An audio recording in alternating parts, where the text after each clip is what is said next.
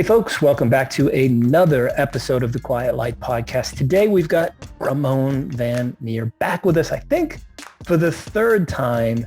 And I'm going to just say a little bit about Ramon and then, make him say it himself as well. But Ramon is an immigrant, a father, an entrepreneur. He sold a $9 million content site. He has bought some sites from Quiet Light and others since selling that content site. Some have been okay. Some have been, damn, I wish I didn't do that. And some, or one, is generating $35 million a year in revenue. And we're looking towards hopefully a 9-figure exit someday. Ramon, did I say anything in that intro that I wasn't supposed to say, first and foremost? No. Now, my new mojo is like, I want to build in public. So you can say anything. Just a small disclaimer. I wish it was 35 million a year, but it was a 35 million total since, in 2.5 years. Well, that's not terrible either, because you didn't buy it for 14 million. You bought it for how much? I bought that business for a little over $300,000, excluding inventory. So including inventory was below 400K, and I bought it 2.5 years ago. That's a pretty epic success story right there, folks. For those that are watching on video, it's the beautiful dog products behind him called Alpha Paw, and we're going to jump into that after we talk about your success and epic failure. You're still paying on an SBA loan for a business that doesn't cover the cost of it, I think. But let's talk about the number one mistake I think that you made, my friend. Let's go back to when you sold Soap Hub. Yeah. You took how much time off before you jumped into another business? Okay, I was like, where is he going? Because I made a lot of mistakes. So I was like, which one are we going to talk about? So one mistake is I think the ink of the contract was not even dry of selling my soap opera website for a life-changing amount. And thank you, by the way, Joe, for helping with that. But I already bought one site, another company, a couple of weeks before that. I was, I think, in due diligence of buying a second one. And then very shortly after, I bought another one. So I bought 3 totally different internet businesses around the same time. But I did not take any time off and reflect or like, okay, what's going to be my next step in life? Do you wish you had? So that's a tough question because if I say I wish I would have, I might not have found and bought Alpha Paw, and my life would have been different. But if my next exit, I think we talked about over the phone a couple of weeks ago, I'm definitely gonna take a couple months break and travel and spend time with my family, my son and friends, and then decide what's next. Yeah, because you're a young guy. You're not really, even if you end up with a 9-figure exit, you're not going to kick back and do nothing for the rest of your life, right? You're an entrepreneur through and through. You've had a construction business, a content site about soap operas, even though you've never watched an entire soap opera, still to this day, right? Yeah. Keeping it real. No, I can't. Yeah, I can't. Because you're a former MMA fighter. You're a boxer. I see you on Facebook beating up Sam Parr. Actually, I'm going to folks, this is just 2 guys talking, just for the record. So I watched one video of you and Sam on Facebook, and he was doing all right, but then he ducked and jabbed and swayed, and you punched him in the ribs, and I could hear him exhaling, and that was the end of the video, because I think it was the end of the sparring match. That was the end of the match. All props to Sam Parr. So Sam Parr and I are really good friends for a long time. He used to own The Hustle, big newsletter, and he got really, into boxing a couple months ago. So he started to train more and more, and but he got really, really good. So I'm actually I was on Sean's My First Million podcast, and we were talking about maybe doing a boxing match with Sam and Sean versus maybe two other podcasters Okay, and I'm do it out. like a live stream. So I think you're in the same weight class, so maybe You you not can. quite. I think you guys probably both have me back 50 pounds. I don't know how big Oh Sean is. How yeah, big is Sean? he's 200 pounds, and he's 6 foot even, six He's got foot me like me. by 40 pounds. Yeah, What about Sam? Sam is 200 too, Okay, and so he's not even only taller. do they both have me by 40 pounds and are 4 inches taller than me, but they're also a decade younger at least, right? I'm old, man. I'm 55 Yes, years old. I'm I not know. Tom Brady 55.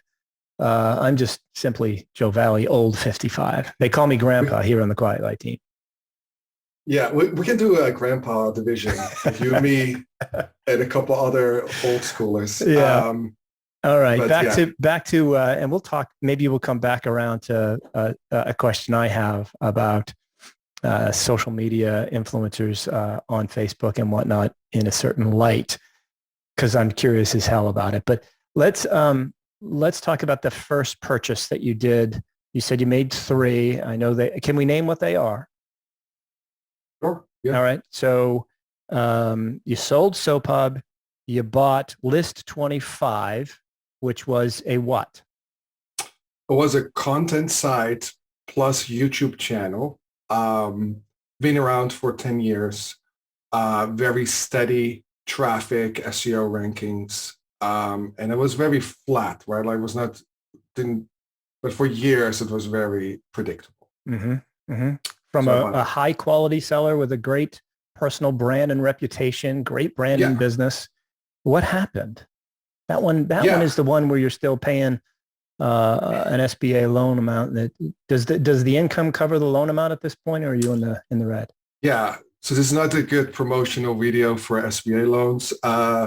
But I bought the business, I think after 12 months, both Google and actually YouTube started making changes in the algorithm, what affected both the Google traffic, site traffic to the website, but actually also the average views on the YouTube channel also declined pretty quick. Now, I do have to say this, that I think a big part of the problem is also focus, right? So Mm-hmm. I'm very confident if List 25 was my only project and I just only focused on that, I would have found ways to get it back up, right? With SEO, with new content, new ideas. But around that same time when those updates came, my e-commerce business was blowing up. So I literally I was spending less than an hour a week Mm-hmm. on List 25. So that's another thing. It's like, yeah, you know, uh, attention goes where energy flows, basically, right? Like I don't put any effort in it as well. Okay, I Um, totally agree. I'm so glad you said that because I agree that hindsight, going back to that question of do you wish you took time off? If you had, you might not have wound up buying and building Alpha Paw to the level that it's at. But at the same time, you wouldn't have bought, or if you had bought List 25 and just made it your sole focus, you might have blown that up as well, knowing you and what you're capable of. I have no doubt that you would have somehow blown that up as well. But your lack of yeah, focus on that one, you spread yourself too thin. You had that yeah, business, which, this was over $1 million purchase, generating a fair amount of traffic and revenue. Um, and you were like, side project at one point. yeah.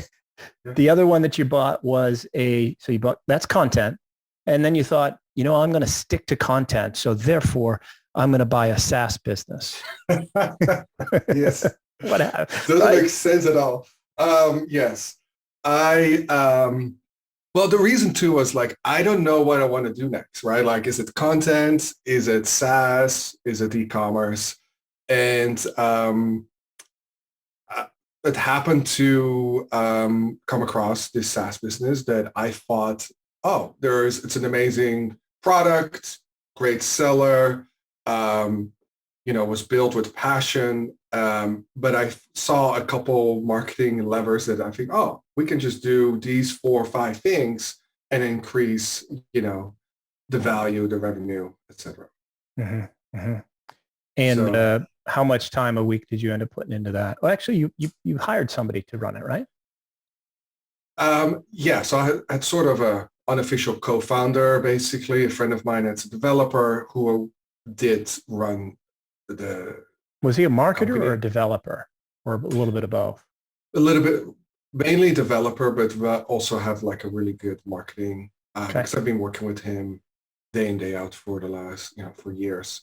And did you buy that Um, one before or after Alpha Paw? I think we were right in the middle. It has to be in the same, I forgot the Okay. exact closing date, but it has to be in the same, like a couple weeks, like either before or after. It was around the same Yeah, time. sure. Why not just do everything at once? Good move. Yeah. It's like, don't listen to me, guys. Don't do whatever I say, do the opposite, basically. That's List 25, just for the record, it's still up, still active. Is it something you would like to exit? yeah, potential, yes. All right. So anyone that's out there that is really good at content and YouTube and whatnot, take a look at list 25. If you absolutely love it, we'll give Ramon's information out at the end of the podcast. Reach out to him directly. Maybe you can work out a deal where he could sell an amazing product to you and unburden himself from an amazing product that he's negative on at the moment. Okay. Yeah. All right. This is fun. I've never had a guest on where I could just bust their balls all day long. Thank you for allowing me to do that for you, Ramon. All right. So the second one was Toodledo, if I recall, and you ended up in time selling that one. And were you at the end of the day cash negative, cash positive on that one with the income that it made and the exit that you had? No, cash positive. Okay.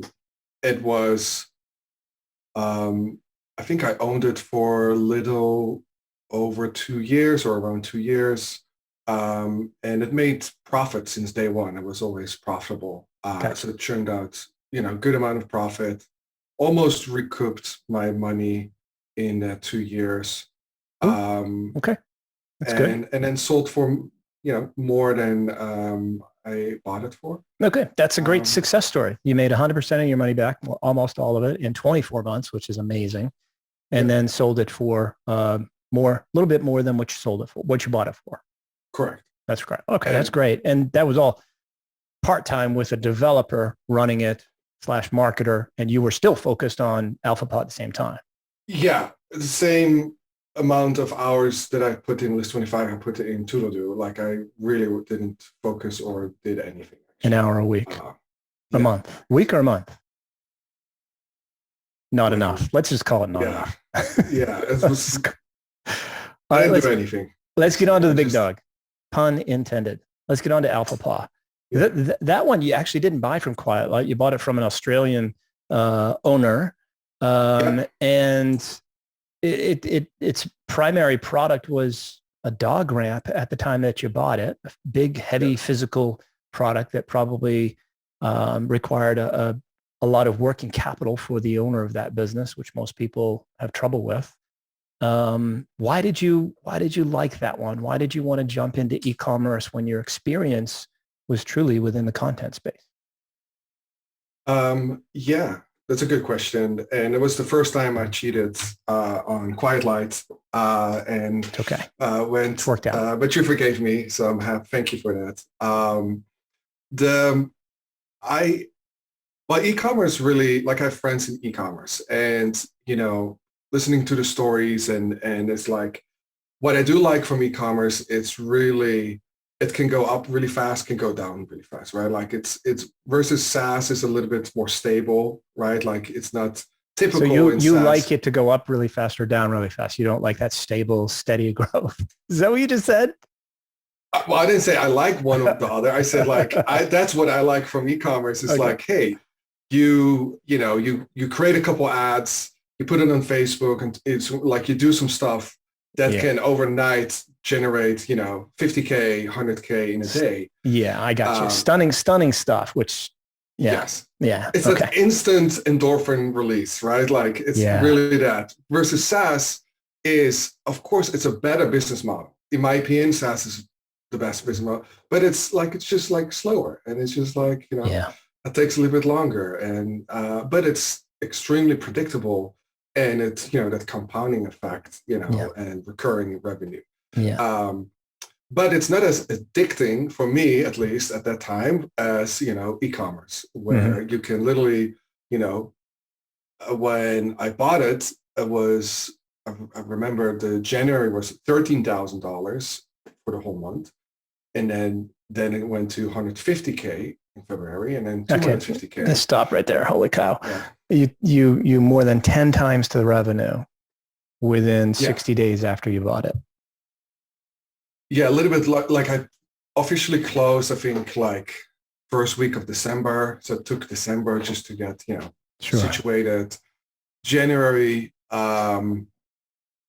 really started a little bit working on it. And February is like, I really focused a little bit more on it. And then I saw like, oh, wow, from 10X within 1 month by just doing. No wonder you got excited about it.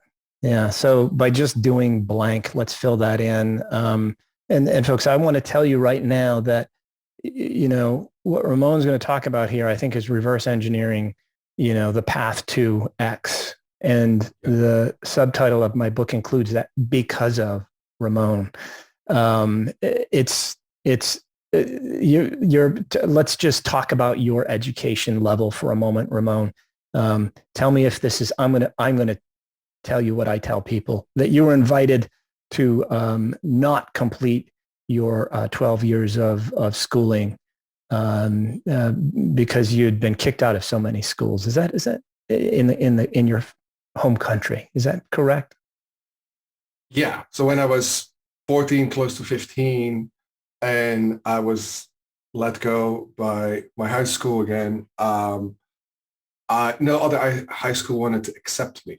And so the government, or like whoever is in charge in Holland for making sure kids go to school, basically gave a waiver to my mom of like, okay, he doesn't have to stay in school until 16. Okay. I just say that for those folks that are, Harvard MBA, Wharton graduates, wherever you are, that, your college education doesn't equal success, because Ramon doesn't have any of that. He was invited by the country of Holland not to finish his 12 years of schooling. Yet everything that he's wanted to learn, he reverse engineered a path to it to figure out what steps he had to take to achieve his goal. And so you can do just about anything, folks. Ramon is proving that day in and day out with the content business, with the SaaS business, and now with Alpha Paw, where he bought it for $300,000. And he's done 35 million in revenue, where the first full month of his ownership, he did 13,000 in revenue. And then he did 150,000 in revenue the next month. Let's talk about how you did that by just doing blank. What was the blank? What did you do to go from $13,000 to $150,000 in revenue? Don't tell me you spent $150,000 on advertising. Oh, no. And this was, by the way, before iOS updates. The ROAS, return on ad spend, was amazing. I would do anything to go back to those days. So the reasons why I bought, for people that are interested, I get that question now a lot after that tweet of like, okay, where to find these deals and what you look at is when I typically buy a business, I want to, if you compare it with real estate, I'm looking for a fixer-upper, crappy house in a really up-and-coming, promising neighborhood. I'm not looking for a new build that has nothing to optimize. I typically don't buy businesses from other internet marketers that are smarter than me, because what I'm like, they already optimized it, right? So there's nothing to improve. Mm-hmm. So when I looked at this deal, I liked it because it actually solves a real problem. Solves a problem for a niche audience. The owners were passionate they actually came up with the idea because they had that problem, but they were not internet marketers. So they were not doing Facebook ads. They were not doing email marketing, not to even existing customers, let alone to abandoned cart, let alone to, people that sign up for the newsletter. They did have no emails were sent. But this is stuff that you didn't have experience with either at the time, right? No, but okay. Like you said, what I typically like to do is break it down in simple steps, like not like fancy or like, really high level, just like very simple steps, and then reverse engineer. And what I also like to do is talk, not so much network, but like try to find people that are already doing it or have done it, and then ask for the advice. And, if you ask 10 people for their advice like that, how many got on a call with you or spent 15 minutes with you at an event? Well, I don't know like the conversion rate on that, but typically it's very high because it also depends who introduced you. Like now, with the common friends, right? Like, so it's easier now to get an introduction. Mm-hmm. But let me, I asked that with a specific thing in mind. We were at the Blue Ribbon Mastermind event down in St. Pete, Florida, I think it was. And this speaker got up, I forget what her name was. She gave an amazing talk on something that I had no experience in, but it was very, very in line with what you needed to do and what you wanted to do. I remember. And lo and behold, there you are out there when we're having lunch and whatever. You were, chewing her ear for 30 minutes. And you guys were deeply engaged in a conversation only because you had the balls to go up and talk to her. That's the part of it, right? You got to have the courage to go up and say hello and ask the question. Yeah. I mean, that's the first step, is it not? Yeah. And in very honest, like I'm very introvert. So to be still to the day, it's really hard for me to do that. To step up to a person that's standing alone, let alone in a group. Like I will, I don't know what it I don't think that will ever change. I'm right there with you. I'm the same. We're not all that different. We have microphones and it's easy to talk one-on-one because we're just hanging out, having a good time. Same thing with, podcast hosting, but you expect me to walk up to a group of 5 or 6 people in a conversation where I don't know them really well. Yeah. I'm going to find a reason to, get a drink at the bar or something. Yes. Yeah. But exactly. So take that first step and engage and ask the question, say hello. Or how do you reach out to somebody, for people that don't have, their boxing buddy is not Sam Parr, right? Yeah. How do you connect with people when you don't have that introduction? Yeah. Well, I can tell you how I actually got to know Sam, because I was in San Francisco, didn't know nobody, and I was just started to work on soaphop.com, and single dad, so I cannot really go to all these networking events. Plus, as an extreme introvert, those were really not super effective anyway. And at that time, I also had nothing. I had no really track record either, basically. So, that never was effective. But what I did with Sam to get his attention, he had a second or third conference called HustleCon. And I bought a t-shirt or got a t-shirt, I forgot, but I had a t-shirt from the HustleCon and put it on, took a picture, a selfie with a t-shirt on, and messaged him and congratulated him on the event. That's it. I had no ask. I didn't I want to pick your brain, or can I buy you a coffee, or sometimes, I get emails like they're just very blunt, like, hey, can I schedule a call to ask you questions for 30 minutes? It's like, no. But I just messaged Sam with a picture that I knew, at least will he get a gig out of, response. And we just, started talking a little bit more like about the conference. And, oh, I like this. And it was very natural. I don't know how to teach that. Basically, I think it's just like it has to come organic. I don't know if that makes I hear sense you. at all. No, I hear you. I think that people will understand as well. Let's jump back to the how to on going from 13,000 to $150,000 in revenue from one month Yeah. to the next. What did you do? Yeah. So no, they were not doing Facebook ads. So that was the first thing we did. We grabbed footage from customers that because they tagged us or sent footage in, asked permission, and we put it like no fancy ads. We just put, user-generated content in an ad, and maybe the only edit was at the end like a call to action, like buy now. Basically, it was a very simple ad.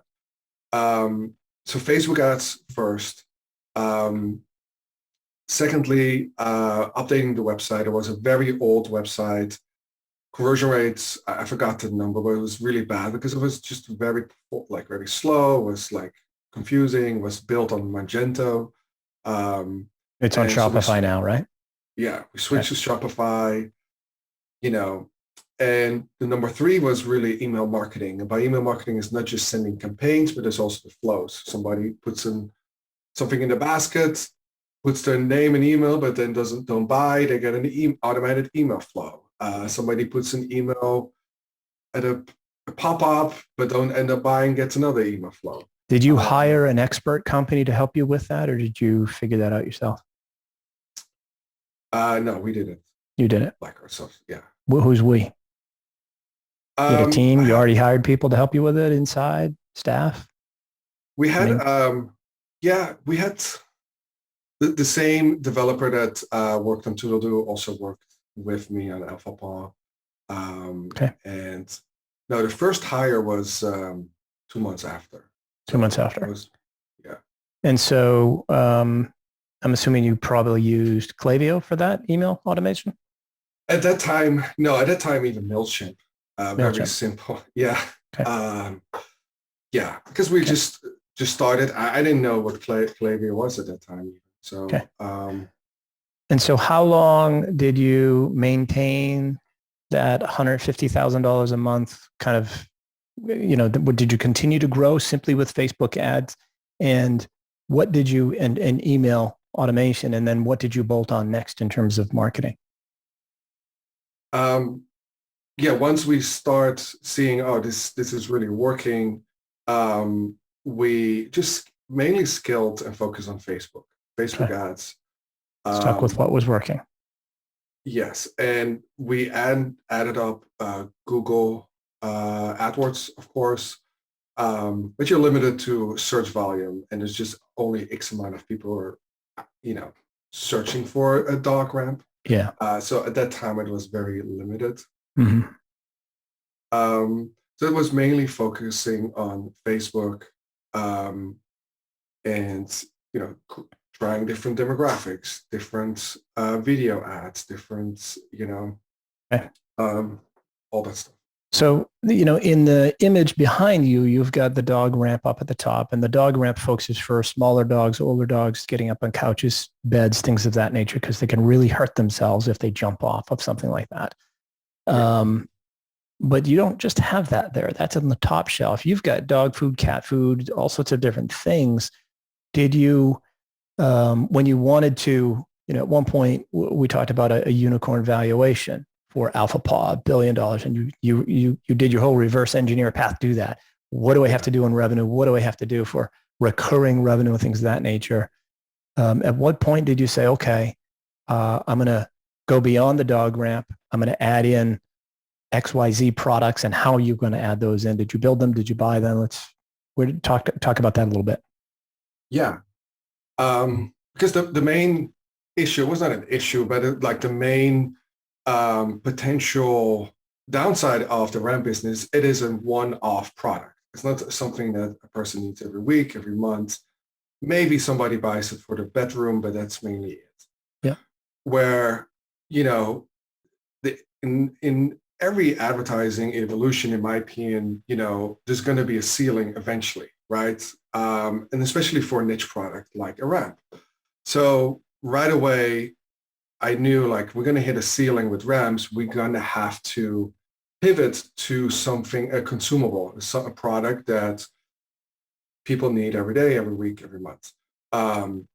Not just to keep the growth going, but also for evaluation. As you know much better than me, like you're going to get a lot better multiple evaluation if you have a dog food company versus a ramp company. Right.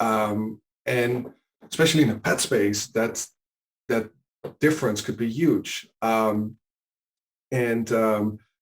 right away, once we hit some sort of scale with the ramps itself, we started trying to test out other products.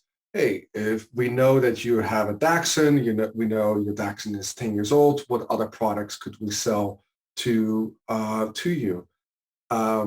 So we've been testing and launching our own products, but we also bought and rolled up a bunch of smaller pet brands. Which one has been more effective to you, buying or building, or are they just different? They're different. A lesson that I've actually now learned in the last couple months, it is, for me at least, in this situation, a lot harder to integrate another existing brand into your own brand. Where I was probably a little naive thinking like, oh, we just cross promote and that will work. Because then you're a conglomerate with a whole bunch of different brands as opposed to putting the Alpha Paw label on it. Is that what you mean? Yeah.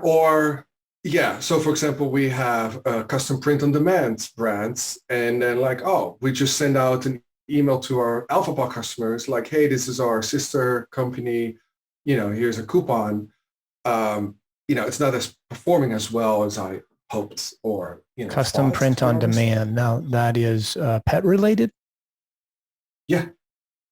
Yes. Because they're printing images of pets and whatnot. Okay. Yeah. So you upload a picture of your pet. Then we have an artist making, an art version of your pet, and then you can pick out different backgrounds, and then you can order a canvas and phone case, okay, T-shirts, whatever.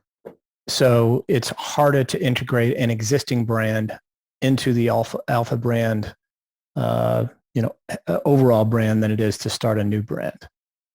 In some cases, like you've got pet food back there as well. Is that stuff that you bought or built, or a combination of both? Yeah, the food we started, because it's not that if we know what direction we want to go into.